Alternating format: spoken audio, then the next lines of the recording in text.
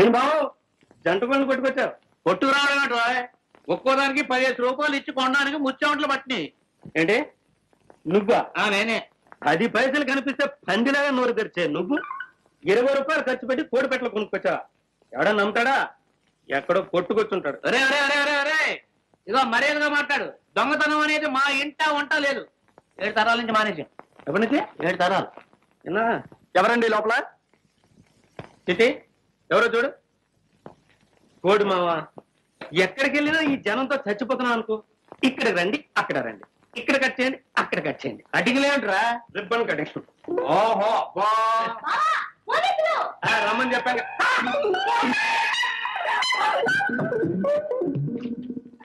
ఇక్కడ పోలీసులకు కూడా మన ఎవరం తెలిసిపోయిందో ఏమో. మన కోళ్ళ దొంగతనం ఈ పోలీసులకు తెలిసిందో ఏమో.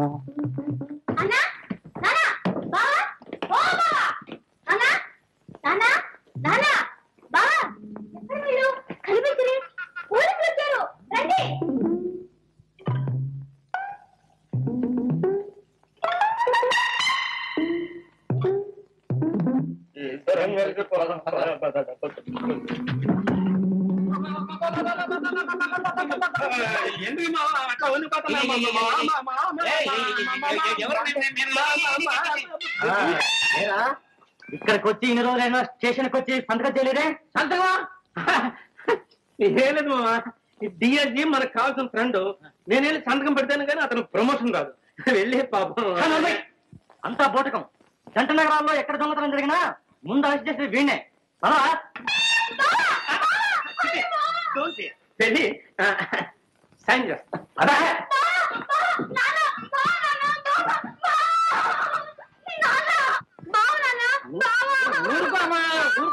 ఊరుకో.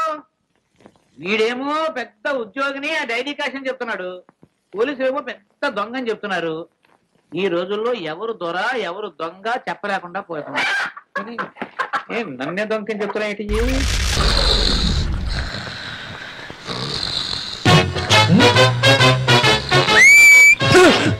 నమస్తే మేడం.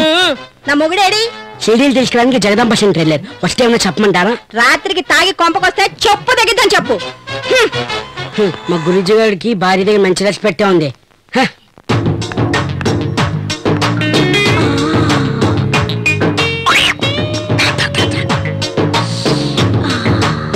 రేట్ ఎంత? 300. అబ్బా ఇంకో మాట చెప్పు. నువ్వెంత ఇస్తావు చెప్పు. 50 రూపీస్ ఇస్తా. 200 ఇస్తావా? ఓన్లీ 50. పోనీ 100 ఇస్తావా? నువ్వు 100 సార్లు అడిగినా ఓన్లీ 50. ఫైనల్ గా 75 ఇస్తావా? ఫైనల్ గా 50 తీసుకో. పోవయ్యా, నీ 50కి వచ్చే ఆడళ్ళు ఆ కళ్ళు కాంపౌండ్ వెనకాల ఉంటారు. పోరా. కష్టపడితే నేనైతే నీకెందుకు వాళ్ళు 100 ఇంకో నాకు దొరకపోద్దా? అరే చాలే లారా. ఏరా ఇప్పుడు మీ అక్క నాకాశే చూస్తుంటుంది ఎందుకు? మా అక్కకు పందులంటే చాలా ఇష్టంలే. నువ్వేరా జగదాంబ సెంటర్కి వెళ్ళావని చెప్పాడు. ఎక్కడేం చేస్తున్నావు? ఇప్పుడే బస్సులో నేను చూసి దిగా. అది సరే గాని మళ్ళీ షాపుకి వెళ్ళాలా? కొంపకొచ్చేదేమన్నా ఉందా? కొంపకేనే. అమ్మోంటి ఇప్పుడు నా గుత్తి గులాబ్ జామున్ చూస్తుందిగా. అబ్బో కొద్ది కవర్ చేద్దాం. చూసావా 50 రూపాయలకి ఎలాంటి కేసు దొరికిందో? ముష్టి 25 రూపాయల దగ్గర కక్కుర్తి పడ్డావు కదరా. నిరోధి వాడు, లేకపోతే ఏడ్సొచ్చి చస్తావు రోయ్. ఏంటండి అది? ఎవరి గురించి వాగుతుంది? మన గురించి కాదులే, అదో పిచ్చిదే వాగుతుంది. నువ్వు ఇంటికి పోతే వాళ్ళకి ఇస్తా మంచి కిచ్చుకల మస్కి. ఏంటి మావా నిద్రపోతున్నావా? పని చేస్తానే ఉన్నాం కదా. తిరగబెడా చేస్తావా? తిరగబడా తిరగబడా. ఇంకేంటి?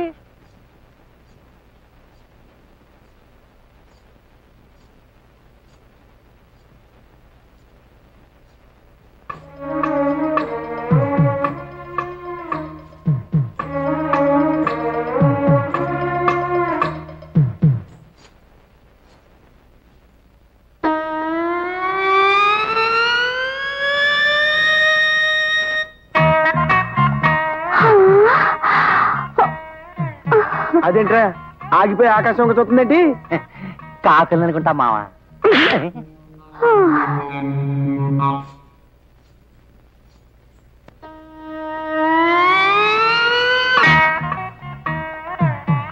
అదేంటి పిల్ల ఏంటి ఎలా చూస్తున్నావు? లంబంగున్నా తంబాన్ని. అదేంట్రా ఆ పిల్ల పైశాచిక భాష మాట్లాడుతుందేంటి? అది పైసాచి భాష కాదు మావా, నైజాం భాష. లంబాగా ఉన్న స్తంభం అంటే పొడుగ్గా ఉన్న గొట్టం అని. అదిగో